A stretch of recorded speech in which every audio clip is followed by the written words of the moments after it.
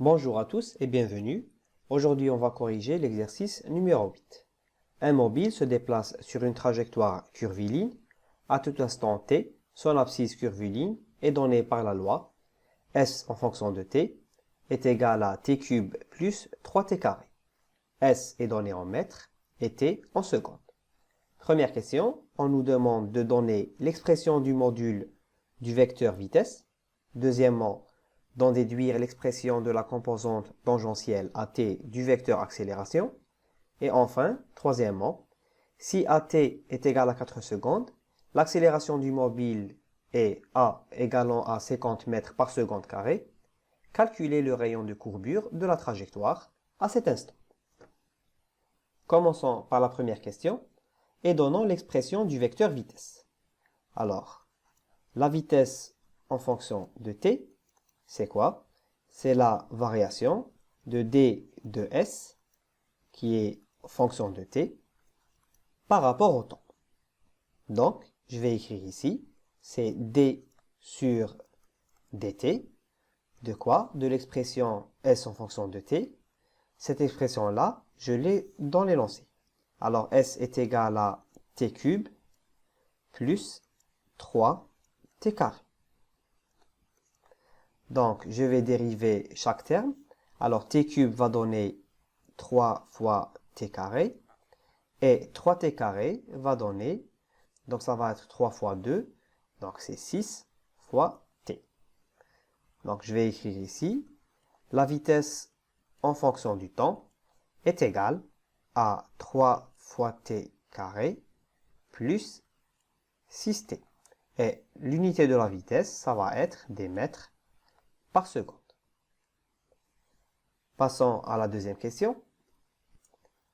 Alors, deuxièmement, on nous demande de déduire l'expression de la composante tangentielle at de l'accélération. Alors, l'accélération tangentielle en fonction du temps, c'est quoi? C'est la variation de la vitesse en fonction du temps par rapport au temps. Donc, c'est la dérivée de la vitesse par rapport au temps. La dérivée de la vitesse par rapport au temps donne l'accélération tangentielle. Alors ici, j'ai une petite remarque à faire. Lorsqu'on étudie un mobile qui a un mouvement rectiligne, on écrit en général que la variation de la vitesse par rapport au temps est égale à l'accélération. C'est tout à fait normal, parce que lorsque le mouvement est rectiligne, ça veut dire qu'il ne peut se déplacer que sur une ligne droite. Il n'a pas de déplacement sur un autre axe. Bon, je vais donner un petit exemple ici. Par exemple, j'ai un mouvement rectiligne qui est comme ça. Donc le mouvement va se déplacer suivant l'un des deux vecteurs seulement, ou à droite. On va changer de couleur. Il peut aller ou à droite ou bien à gauche. Ce qui est le plus important, c'est que il n'a pas de composante perpendiculaire. La composante perpendiculaire en mouvement, eh bien, elle n'existe pas. Ce qui fait que, par exemple, s'il a une certaine accélération, je peux dire que l'accélération normale, comme vecteur, est égale à 0, vu que le mobile est astreint à se déplacer sur une ligne droite.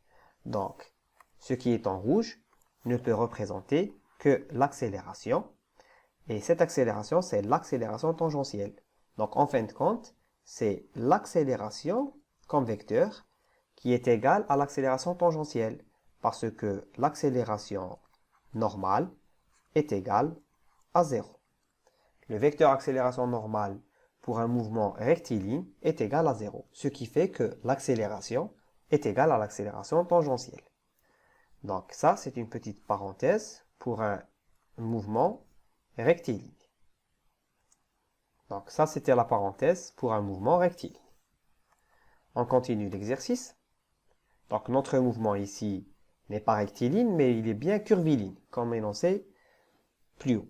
Donc c'est l'accélération tangentielle qui est égale à la variation de la vitesse par rapport au temps. Donc je réécris, c'est quoi mon accélération tangentielle par rapport au temps?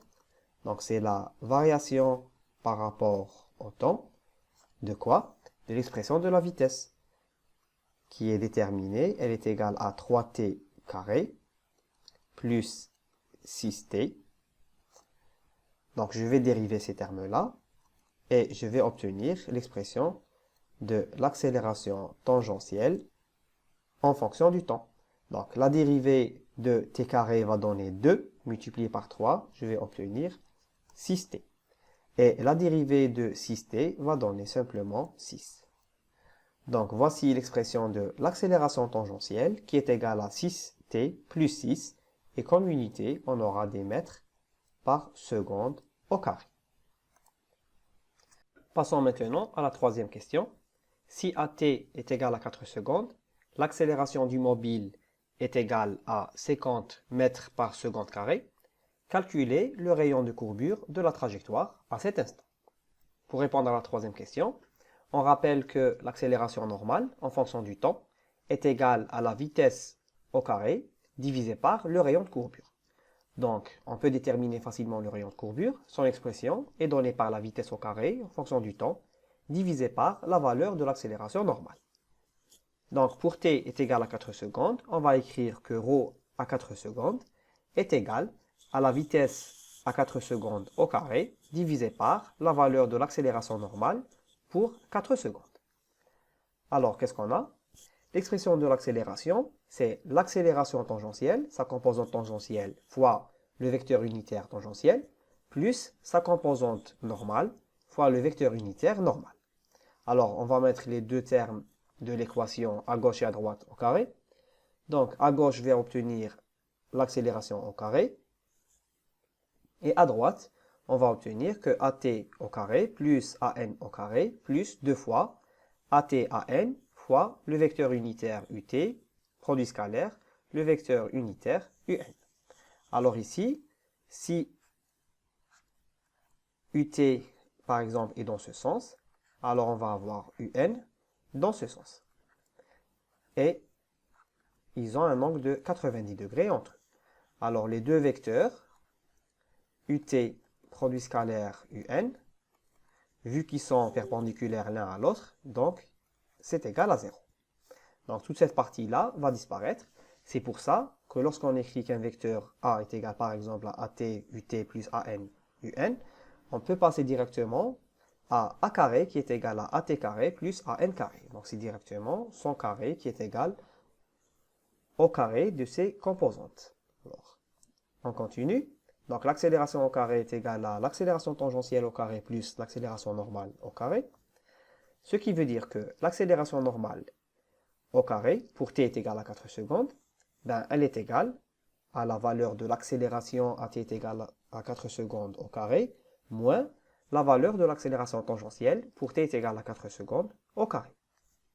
Donc, on peut remplacer a par 50.